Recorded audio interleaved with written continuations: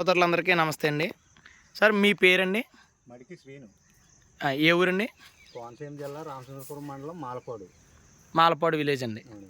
Okay. మీరు పెట్టిన వరి రకం అండి ఇప్పుడు ఆరబోసేది రాసేది ఏ రకం అండి? సిరి కంపెనీ సుమో అనే రకం అండి.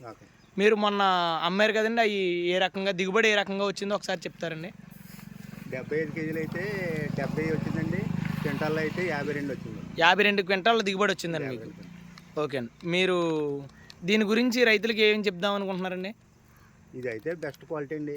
ఓకే, పెట్టొచ్చు అని అందరికీ బాగా పండుతుందని చెప్తున్నారు. అన్నీ ఎద రూపంగా అయితే చాలా బాగుంది, దిగుబడి బాగుంది. తీసేవచ్చి క్వాలిటీ కాదండి. తెగుళ్ళు కానీ దిగుబడి తెగులు కానీ అసలు తెగులు అన్నది అయితే కనపడలేదు. దిగుబడి అయితే మాత్రం చాలా బాగుందండి.